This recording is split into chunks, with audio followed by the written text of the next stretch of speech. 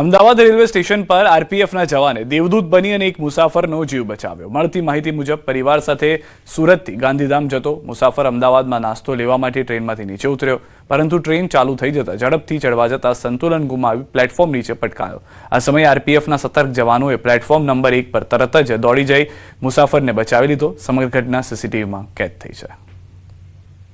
દ્રશ્યોમાં પણ જોવા મળી રહ્યું છે। આ પહેલી વારની ઘટના નથી। અનેક વખત મુસાફરોને કહેવામાં આવ્યું છે, વારંવાર કહેવામાં આવી રહ્યું છે કે ચાલુ ટ્રેને ચડવાનો પ્રયાસ ન કરવામાં આવે, પરંતુ અનેક લોકો સમજતા નથી ને ત્યારબાદ આ રીતની પરિસ્થિતિ જે છે તે સર્જાય છે।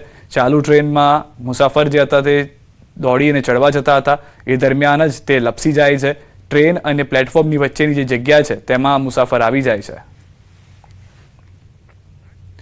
વાપી રેલવે સ્ટેશન પર આરપીએફના જવાનો વધુ એક વખત દેવદૂત બન્યા હોવાની ઘટના સામે આવી છે। મેંગલુરુ જંકશનથી સુરત તરફ જઈ રહેલી special train Vapi railway station પર પહોંચી થોભી હતી। આ દરમિયાન એક યાત્રી સુરત જવા માટે આ ટ્રેનમાં સવાર થયા। જોકે ટ્રેન ચાલુ થયા બાદ જાણવા મળ્યું કે આ ટ્રેનમાં તેઓને બેસવાનું જ નહોતું, આથી તેઓ ચાલુ ટ્રેનમાંથી નીચે ઉતરવાનો પ્રયાસ કરી રહ્યા હતા, જે દરમિયાન તેઓ અચાનક નીચે પટકાયા અને પ્લેટફોર્મ અને ટ્રેનની નીચે વચ્ચે આવવાની શક્યતા હતી, પરંતુ એ વખતે જ પ્લેટફોર્મ પર ફરજ પર તૈનાત આરપીએફ જવાને તાત્કાલિક યાત્રીને બચાવી મુસાફર જે હતા તેમનો જીવ બચાવી લીધો।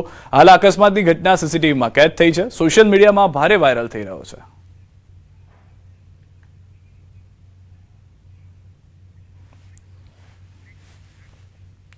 બનાસકાંઠામાં દાંતા તાલુકાના પાડલિયા ગામે વન વિભાગ અને સ્થાનિકો વચ્ચે થયેલા ઘર્ષણ મામલે હાઈકોર્ટે ઝાટકણી કાઢી છે। વન વિભાગની કામગીરી પર ગંભીર સવાલો ઉઠાવ્યા છે। હાઈકોર્ટે ટિપ્પણી કરી કે સામાજિક પ્રશ્નનું નિરાકરણ લાવવાની જગ્યાએ શક્તિ પ્રદર્શન કરવાનો પ્રયાસ કેમ થયો। હાઈકોર્ટે સવાલ કર્યો કે 500 લોકો હુમલો કરવા કેમ મજબૂર થયા, પોલીસ પ્રોટેક્શન સાથે રોપા વાવવાની જવાની જરૂર શું હતી અને એક્ઝિક્યુટિવ મેજિસ્ટ્રેટને સાથે કેમ લઈ જવામાં આવ્યા, તે મુદ્દે પણ સ્પષ્ટતા માંગવામાં આવી। કોર્ટે એ પણ પ્રશ્ન કર્યો કે શું વન વિભાગે અગાઉ કલેક્ટરને સ્થાનિકોની સમસ્યાની જાણ કરી હતી કે નહીં। હાઈકોર્ટે નોંધ્યું કે સ્થાનિકોને સમજાવવાની જગ્યાએ પોલીસ બળનો ઉપયોગ કરવો યોગ્ય નથી। આ સમગ્ર મામલે વન વિભાગના ઉચ્ચ અધિકારીઓ પાસેથી જવાબ માંગવામાં આવ્યો છે અને આગામી સુનાવણી 13 એપ્રિલે હાથ ધરાશે।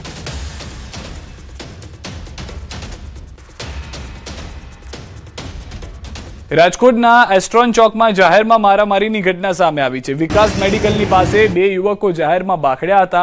જાહેરમાં મારામારીનો વિડીયો સામે આવ્યો છે। 2 યુવકો વચ્ચે અચાનક બોલાચાલી બાદ મારપીટ થઈ હતી, જે બાદ લોકોનું ટોળું એકઠું થઈ ગયું હતું। દ્રશ્યો પણ આપ જોઈ રહ્યા છો। 2 યુવકો સામસામે ઝઘડતા હોય તેવા દ્રશ્યો જોવા મળી રહ્યા છે। એસ્ટ્રોન ચોકની આ ઘટના હોવાની જાણકારી હાલમાં મળી રહી છે। પહેલા લોકો સમજાવવાનો પ્રયાસ કરે છે, છૂટા કરવાનો પ્રયાસ કરે છે, એ દરમિયાન આ રીતના મારામારીના દ્રશ્યો સર્જાયા હતા।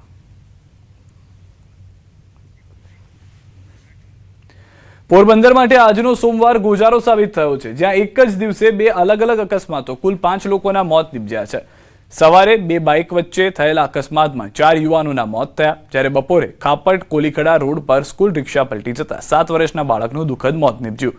પરીક્ષા આપવા જતા સમયે બનેલી આ ઘટનાથી પરિવાર પર આભ તૂટી પડ્યું, જ્યારે અન્ય એક બાળકને ઈજા પહોંચી હતી। અકસ્માતનું કારણ રસ્તા પર અચાનક પશુ આવી જતા ડ્રાઈવરે બચાવ કરવાનો પ્રયાસ કરતા રિક્ષા પલટી મારી હોવાનું સામે આવ્યું છે।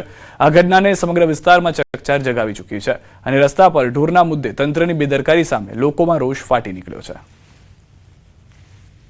5 યુવાનોને ગંભીર ઈજા થઈ છે, એમાં 3 વાલ્મીકી સમાજના 2 અને 1 ખારવા સમાજનો એક્સપાયર્ડ થયો છે। એક ખારવા સમાજનો યુવાન છે એ ગંભીર ઈજા સાથે રાજકોટ રિપોર્ટ કર્યો। બીજો એક યુવાન છે વાલ્મીકી સમાજનો, એને ગંભીર ઈજા નથી પણ એક પણ સારવાર હેઠળ છે। સાબરકાંઠાથી સમાચાર। હિંમતનગર વિજાપુર હાઈવે પર અકસ્માત થયો છે। દેરોલ પાસે અકસ્માતમાં એકનું મોત થયું છે। ટ્રેક્ટર અને કાર વચ્ચે સર્જાયો છે ગમખ્વાર અકસ્માત। પૂર ઝડપે જતી કાર ટ્રેક્ટર પાછળ ઘૂસી ગઈ હતી। ટ્રેક્ટર ચાલકનું ટાયર નીચે આવી જતા મોત થયું છે। અકસ્માતમાં 2 લોકો ઘાયલ થયા છે, સારવાર માટે ખસેડાયા છે।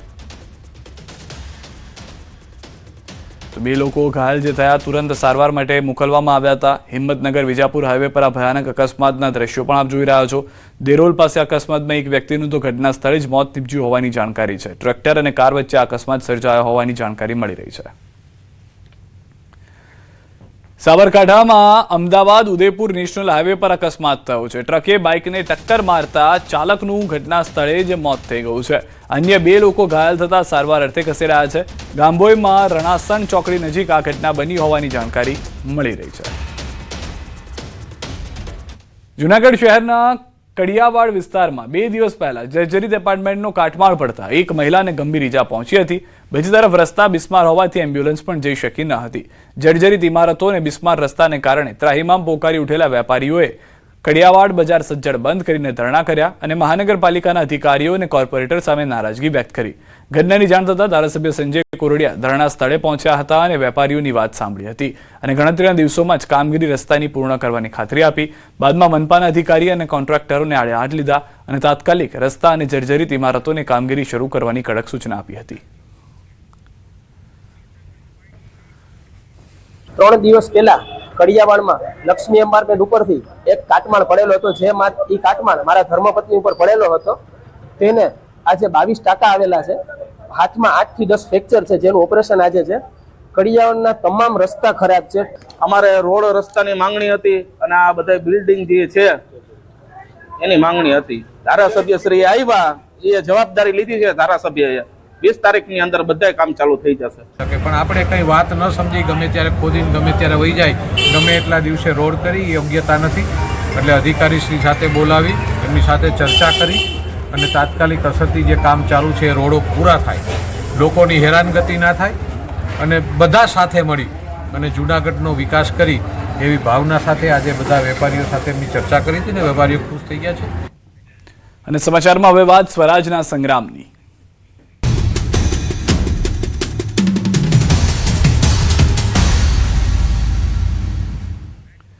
જૂનાગઢ ભાજપના વોર્ડ 3ના કોર્પોરેટરનું સભ્યપદ રદ થયું છે. કોર્પોરેટર અબ્બાસ કુરેશીનું સભ્યપદ રદ. ગુજસી ટોક ગુનામાં અબ્બાસ કુરેશી હાલ જેલમાં બંધ. સતત 3 સામાન્ય સભામાં ગેરહાજર રહેવા પર કાર્યવાહી. મ્યુનિસિપલ કમિશનરે સભ્યપદ રદ કરવાનો કર્યો હુકમ. 20 માર્ચથી વોર્ડ નંબર 3ની એક બેઠક ખાલી જાહેર.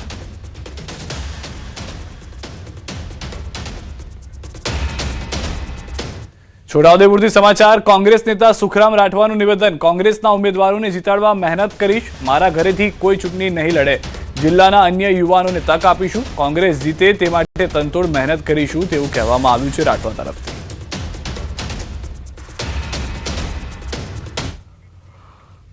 છોટાઉદેપુર જિલ્લામાં બને એટલી બેઠકો જીતવા માટે મારે જ્યાં જ્યાં જવું પડે ત્યાં જઈને પાર્ટીનો પ્રચાર કરીને પાર્ટીના ઉમેદવારોને જીતાવવા. સ્વાભાવિક છે કે મેં જાહેરાત કરેલી છે. મારા કુટુંબમાંથી કોઈ ચૂંટણી લડવાનું નથી, આ તમને કહી દઉં. આગામી સ્થાનિક સ્વરાજ્યની ચૂંટણીઓ પહેલા ખેડામાં રાજકીય ગરમાવો વધી રહ્યો છે. નડિયાદના કમલમ કાર્યાલય ખાતે 500થી વધુ કોંગ્રેસી કાર્યકરો ભાજપમાં જોડાયા. મહેમદાબાદ અને માતર વિસ્તારમાંથી 500થી વધુ કોંગ્રેસી કાર્યકરો અને અગ્રણીઓ ભાજપમાં જોડાતા રાજકીય સમીકરણો બદલાયા છે. પૂર્વ તાલુકા કોંગ્રેસ પ્રમુખ પરબતસિંહ ડાભી સહિત અનેક આગેવાનો પોતાના સમર્થકો સાથે ભાજપમાં સામેલ થયા છે. સ્થાનિક સ્તરે ટિકિટ વિતરણમાં અવગણના થવાના કારણે અસંતોષ ફાટી નીકળ્યો હોવાનું સામે આવ્યું છે. કાર્યક્રમમાં જિલ્લા ભાજપના નેતાઓએ નવા સભ્યોનું સ્વાગત કર્યું અને આવનારા સમયમાં વધુ 1500થી 2000 કાર્યકરો ભાજપમાં જોડાવાની શક્યતા વ્યક્ત કરી છે.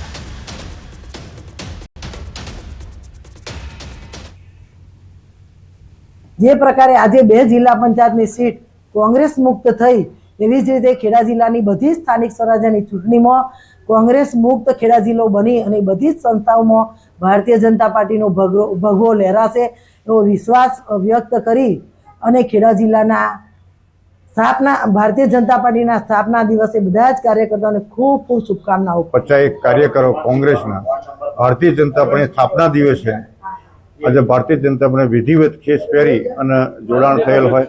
બાજુના ગામમાંથી ફરિયાદમાંથી પણ જે 10-15 લોકો પણ એ પણ કાર્યકરો ભારતીય જનતા પાર્ટી જોડે મારી જીત. રાજકોટમાં મહાનગરપાલિકા